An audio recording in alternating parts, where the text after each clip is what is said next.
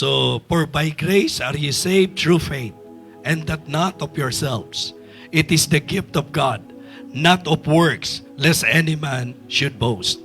In verse number 10, napakagandang paalala po, for we are His workmanship, created in Christ Jesus unto good works, which God hath before ordained that we should walk in them. Gusto ko pong hatiin po itong talata natin sa tatlong bahagi. Una, the enlightenment about salvation. Okay? Yung pong pagliliwanag o kaliwanagan patungkol sa kaligtasan. Ikalawa po, the experience of salvation. Yung pong karanasan ng kaligtasan. At ang ating pong magiging emphasis ay yung pong verse number 10, the expectation of salvation. So ano po yung tatalakayin natin? The enlightenment about salvation, the experience of salvation, and the expectation of salvation. Sa idea po ng enlightenment, mahalaga po ito kasi ang tao po ay confused.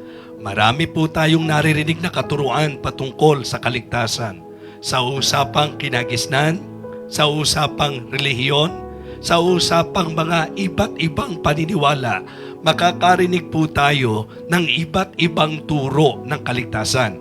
Kaya nga napakaganda na sa teksto natin, napakaliwanag ng sinasabi ng Bible tungkol sa kaligtasan.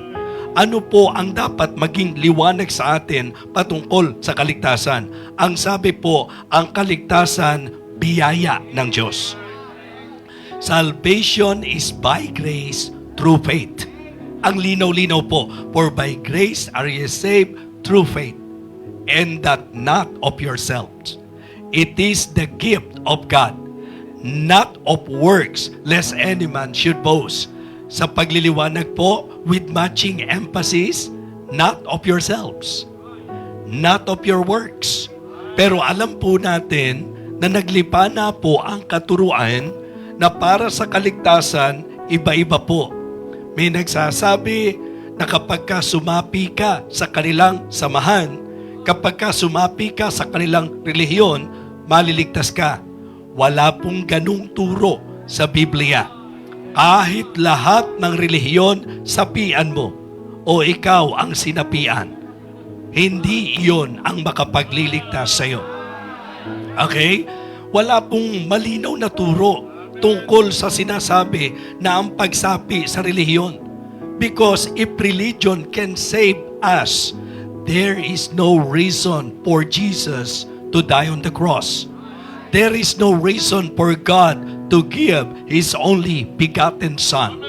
Ang reason po kung bakit ibinigay ang ating Panginoong Jesus, ang reason po kung bakit kinailangan niyang magtigis ng dugo, ang reason kung bakit siya po'y namatay, nalibing at muling nabuhay, ang reason kung bakit siya ay nagbigay ng matinding sakripisyo sapagkat ang kaligtasan ay sa pamamagitan ng ating Panginoong Hesukristo lamang. Amen? So it is always good to remind the people to teach the people about this truth. So this is about the enlightenment of salvation, about salvation. Na ang kaligtasan daw po grace. So it is good to learn that the work of salvation is 100% work of our Lord Jesus Christ.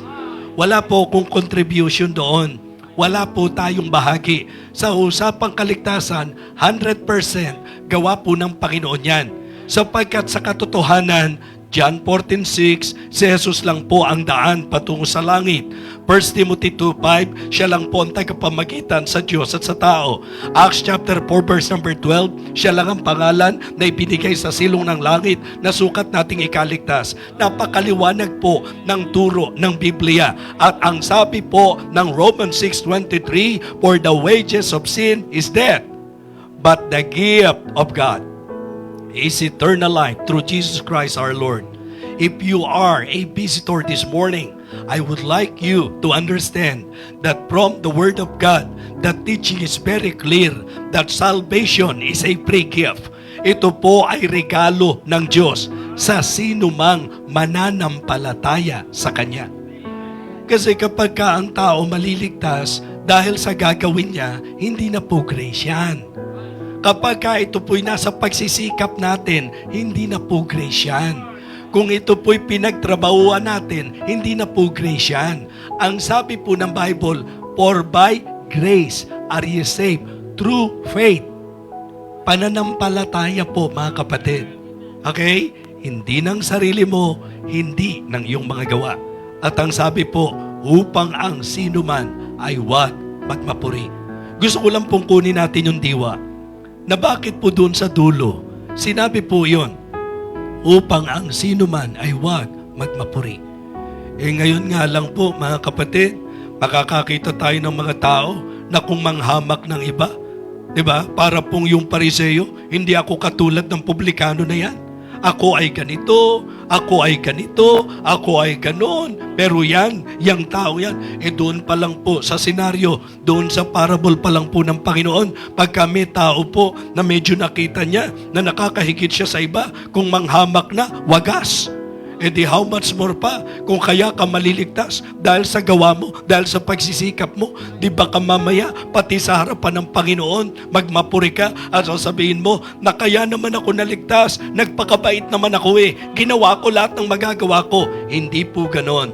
Ang sabi ng Bible, ang turo ng kaligtasan, biyaya sa pamagitan ng pananampalataya, and because of that, we will all thank the Lord. All of us will thank the Lord. Why?